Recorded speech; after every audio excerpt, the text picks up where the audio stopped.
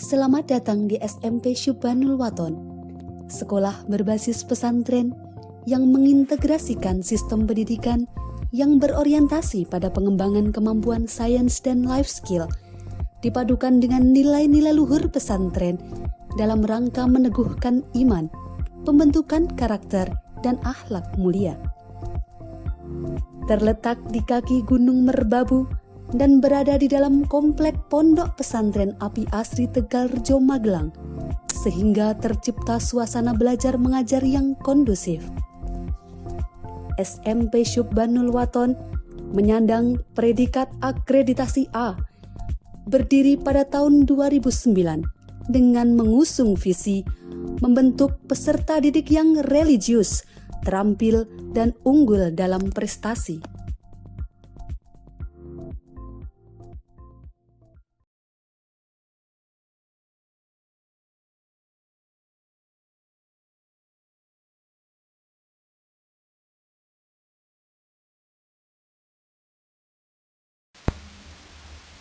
Assalamualaikum warahmatullahi wabarakatuh. Kembali lagi belajar IPA, kali ini pada pertemuan ketiga. Pertemuan sebelumnya kita sudah belajar tentang cermin cembung dan cermin cekung. Sekarang kita akan belajar tentang alat optik lensa. Nah, itu lensa cekung dan lensa cembung. Tujuan pembelajaran kita ini hampir sama dengan yang kemarin. Yang pertama, mendeskripsikan proses pembentukan bayangan dan sifat bayangan baik pada lensa cembung dan lensa cekung, menghitung jarak fokus, jarak benda, dan jarak bayangan pada lensa cekung dan lensa cembung, dan menjelaskan peristiwa pembiasan, pemantulan sempurna, dan dispersi cahaya yang terjadi pada prisma.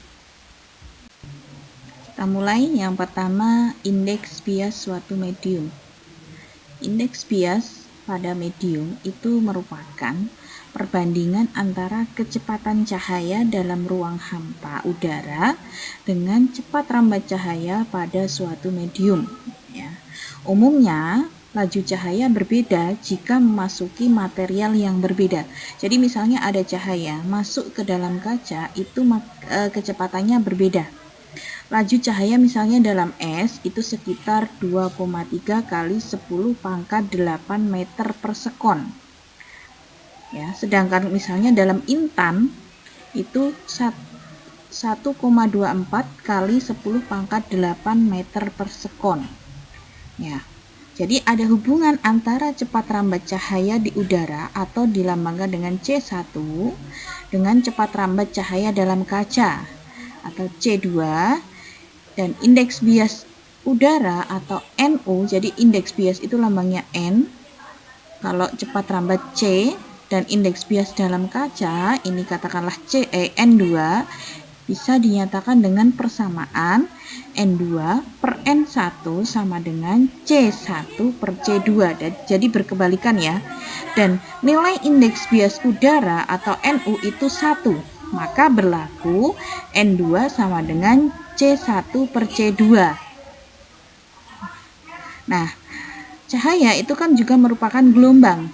Hubungan panjang gelombang cahaya di udara atau katakanlah lambda 1, panjang gelombang cahaya dalam kaca atau lambda 2, dan indeks bias kaca N2 dapat dinyatakan dengan rumus N2 sama dengan lambda 1 per lambda 2.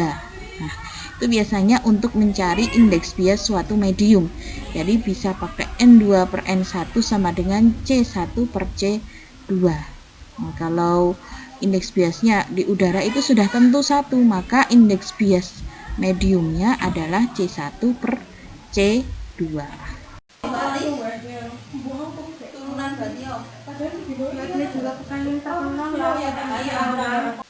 Nah, sekarang kita lihat ini ada proses pembiasan cahaya pada prisma. Di sini prismanya digambarkan segitiga, itu terbuat dari kaca.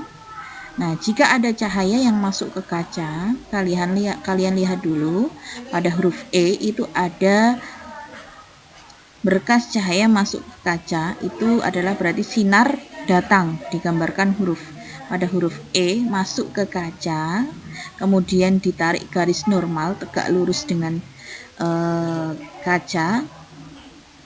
Nah, kalau sinar datangnya diteruskan menggunakan garis putus-putus, ternyata sinar datang tadi setelah masuk ke kaca akan mendekati garis normal, ya, dari F ke G.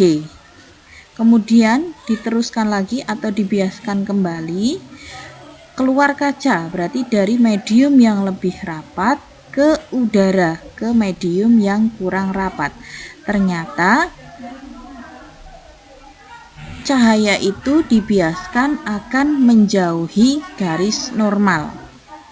Nah, sehingga terbentuk di situ ada beta. Beta adalah sudut pembias prisma, dan D itu sudut deviasi.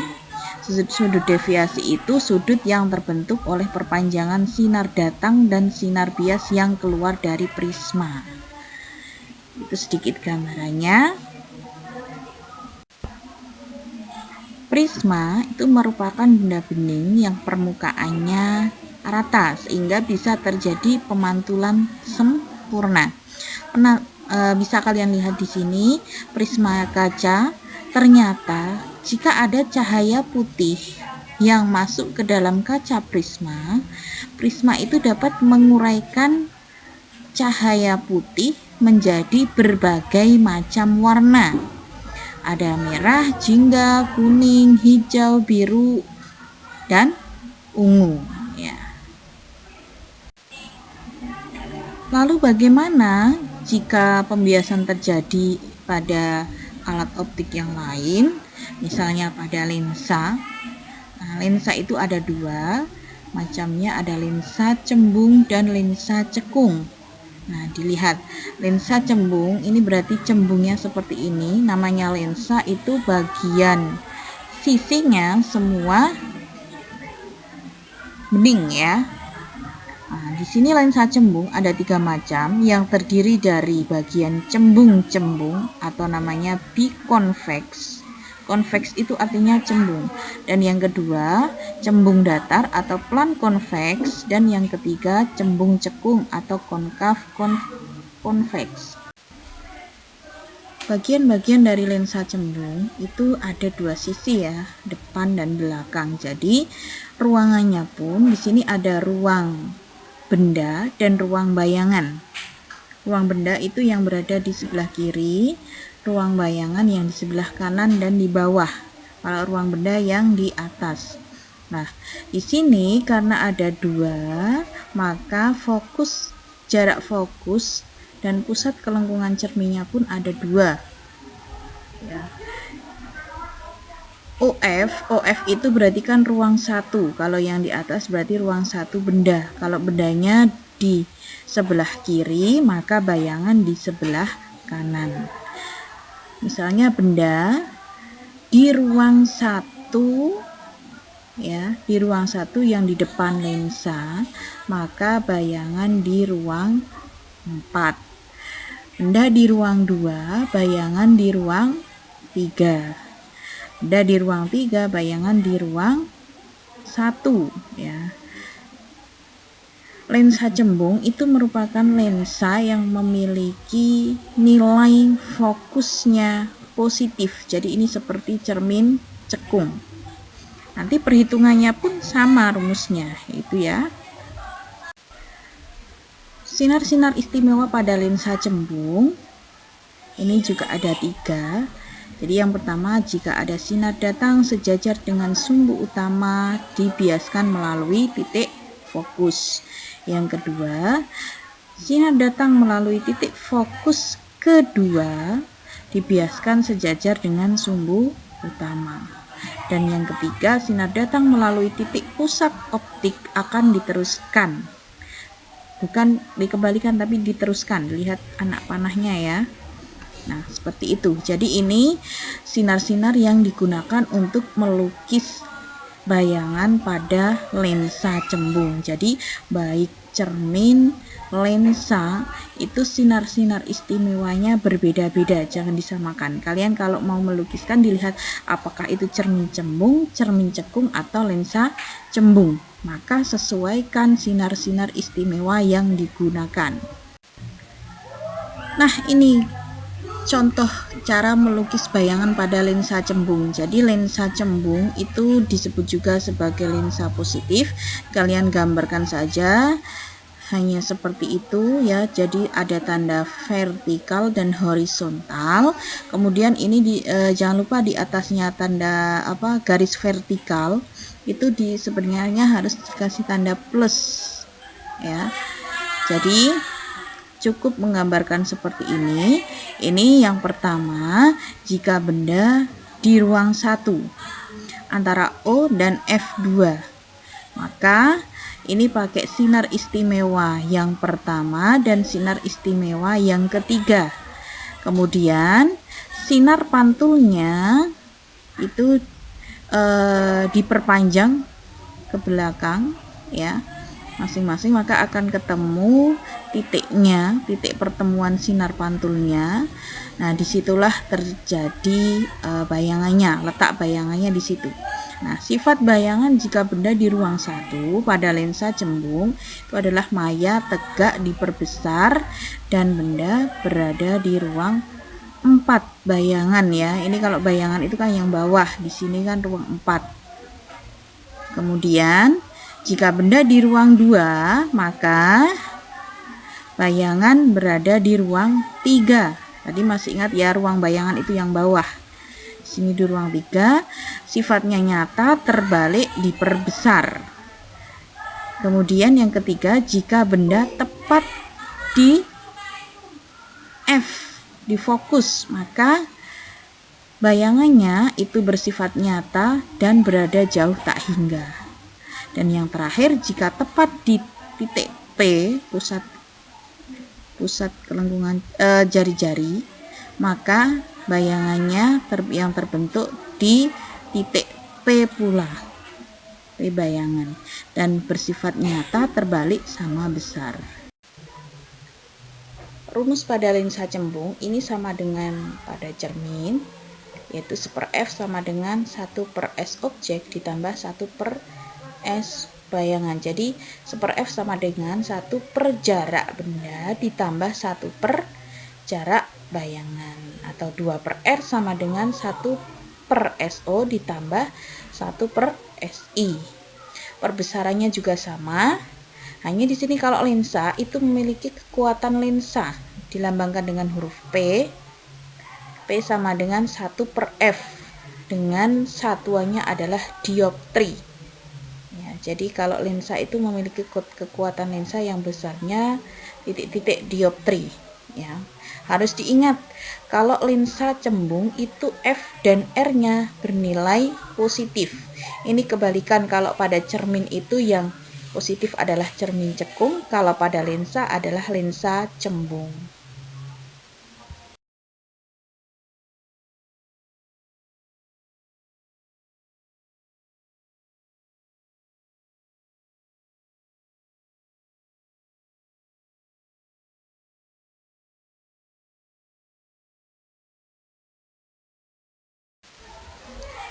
Selanjutnya pada lensa cekung. Lensa cekung juga memiliki sinar-sinar istimewa. Yang pertama, sinar datang sejajar sumbu utama dibiaskan seolah-olah dari titik fokus. Jadi kalau lensa itu kalimatnya menggunakan dibiaskan, kalau cermin dipantulkan. Yang kedua, sinar datang menuju titik fokus kedua atau F2 dibiaskan sejajar sumbu utama. Lalu yang ketiga, sinar datang melalui titik pusat optik akan diteruskan, bukan dikembalikan tapi diteruskan. Nah, ini yang digunakan untuk melukiskan bayangan pada lensa cekung. Lukisan bayangan pada lensa cekung. Kalian lihat. Nah, di sini ada lensa cekung. Kemudian bendanya yang sebelah kiri warna biru. Nah, di sini menggunakan 3 sinar istimewa. Yang pertama ini yang warna orange, ini menggunakan sinar istimewa yang pertama.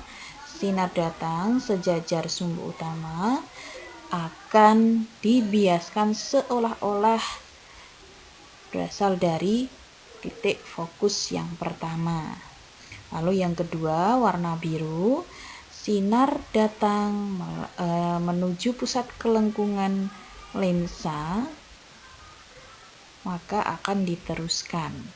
Lalu yang ketiga warna ungu, sinar datang yang seolah-olah menuju fokus kedua, akan dibiaskan sejajar sumbu utama.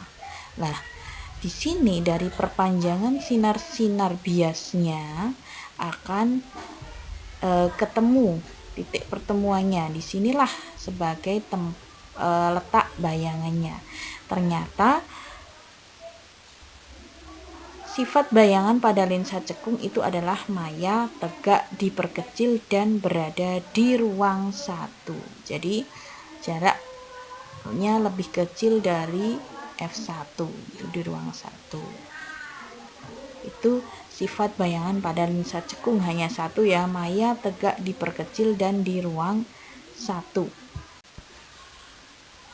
Rumus pada lensa cekung ini sama dengan rumus cermin dan lensa cembung, hanya yang perlu diingat pada lensa cekung itu merupakan lensa negatif karena nilai F dan R-nya itu negatif, jadi jarak fokusnya negatif. Kemudian untuk menghitung kekuatan lensanya ini nanti juga pasti hasilnya negatif karena 1/F. F-nya itu negatif, berarti 1/negatif hasilnya negatif. Berarti nanti kalau menghitung kekuatan lensa pada lensa cekung itu min titik-titik dioptri, itu menunjukkan lensanya lensa cekung. Ini ada contoh soal lensa cembung. Di sini ada benda dengan tinggi 3 cm berada pada jarak 10 cm dari lensa cembung yang memiliki jarak fokus 6 cm. Nah, di sini digambarkan yang sebelah kanan. Ini tadi ingat bendanya berada pada jarak 10 cm, sedangkan jarak fokusnya 6 cm, berarti lebih dari jarak fokusnya. Nah, ditanyakan pembentukan bayangan yang terjadi, bagaimana sifat bayangannya, dan tinggi bayangannya berapa. Nah, maka di sini kita bisa tahu untuk lukisan bayangnya kita lihat dulu. Menggambarkannya seperti ini ya. Jadi bendanya diletakkan, digambarkan dulu, ini yang warna merah pada jarak 10 cm. Kalau P kan berarti 2 kali F, berarti kalau di P ini sudah 12 cm. Maka menggunakan 2 sinar istimewa itu sudah cukup. Maka ketemu pertemuan pada sinar biasnya. Nah, di sini titiknya ketemu, terjadi bayangan di ruang 1, 2, 3, di ruang 3 ya. Jarak fokus lensa 6 cm, sehingga jari-jari kelengkungan lensa adalah 2 kalinya, maka R-nya adalah 12 cm. Di sini P-nya. Dengan demikian, jarak benda lebih besar dari jarak fokus dan lebih kecil dari jari-jari lensa. Nah, sifat bayangannya bagaimana? Tadi kalau di ruang 3 dari gambarnya itu sifat bayangannya adalah nyata, terbalik, dan diperbesar. Ya, ini jadi bayangannya ini lebih tinggi dari bendanya. Nah, tinggi bayangannya atau H aksennya kita harus terlebih dahulu mencari jarak bayangan atau S aksen dengan menggunakan rumus berikut ini. Jadi untuk menentukan tinggi bayangan kita harus tahu dulu jarak bayangannya atau S-aksennya. Untuk mencari S-aksen, kita harus mencari dengan rumus 1/F sama dengan 1/SO atau 1/S saja juga boleh, ditambah 1/S-aksen. Lalu dimasukkan 1/S-aksen itu kan 1/F dikurangi 1/S. Maka didapatkan S-aksennya adalah 15 cm. Kemudian dengan rumus perbesaran bayangan, maka tinggi bayangannya bisa kita cari. Perbesaran bayangan itu kan H aksen per H atau S aksen per S. Maka H aksen per H sama dengan S aksen per S. Maka kita bisa cari H aksen sama dengan S aksen per S kali H. Maka 15 cm per 10 cm kali 3 cm. Ketemunya 4,5 cm. Sehingga di sini tinggi bayangannya adalah 4,5 cm. Terbukti ya, tadi tinggi bayangannya adalah 3 cm. Tinggi bendanya 3 cm, kemudian tinggi bayangannya 4,5 cm. Maka bayangan itu menjadi lebih besar. Pada lensa cekung ini sama ya, penyelesaiannya sama, hanya bedanya pada letak nilai fokusnya yang negatif ya. Jadi meskipun di soal itu tidak dikatakan nilai F-nya negatif, nanti dalam perhitungan jangan lupa nilai F-nya harus negatif. Di sini contohnya sebuah benda setinggi 1 cm berada di depan lensa cekung dengan fokus 2 cm. Jarak bendanya 6 cm. Maka tentukan jarak bayangan, perbesaran bayangan, tinggi bayangan, dan sifat bayangannya. Nah, ini sudah umum rumusnya pasti menggunakan 1/F sama dengan 1/S ditambah 1/S aksen. Ya, untuk mencari S aksen berarti ini kan 1/S aksen sama dengan 1/F dikurangi 1/S. Jangan lupa F-nya negatif karena pada lensa cekung, maka didapatkan di sini jarak bayangannya adalah minus 1,5 cm. Nah, tanda minus ini menunjukkan bahwa bayangannya bersifat maya ya, berada di depan lensa. Untuk menghitung perbesaran bayangan, ini rumusnya juga sama, M perbesaran itu sama dengan S aksen per S. Ya, ini menggunakan tanda mutlak. Jika hasilnya negatif menjadi positif. Nah, di sini S aksen per S-nya didapatkan 1/3. Kalau 1/3 berarti lebih kecil, artinya bayangannya menjadi diperkecil. Mencari tinggi bayangan juga bisa menggunakan rumus H aksen per H. Kita sudah tahu tadi perbesarannya 1/3 kali, sama dengan H aksen per H-nya adalah 1 cm, maka H aksen sama dengan 1/3 cm atau 0,3 cm. Nah, di sini kan M sama dengan H aksen per H, maka H aksen sama dengan M kali H, maka didapatkan 0,3 cm. Nah, sifat bayangannya tadi karena S aksen itu nilainya negatif pasti bersifat maya dan tegak. Nah, karena M-nya 1/3 kali, maka bayangannya lebih kecil atau lebih pendek. Seperti itu ya. Nah, ini penjelasan latihan soal dan melukiskan bayangan pada lensa cekung dan cembung. Mungkin kalian bisa pelajari di buku atau di sumber belajar yang lain masih banyak. Jangan lupa semangat karena untuk pelajaran IPA itu pasti butuh ketelitian dan banyak latihan. Sekian untuk materi hari ini tentang lensa cembung dan lensa cekung. Semoga bermanfaat, bisa menambah semangat belajar kalian. Jangan lupa tugasnya selalu dikerjakan ya. Tetap semangat dan wassalamualaikum warahmatullahi wabarakatuh.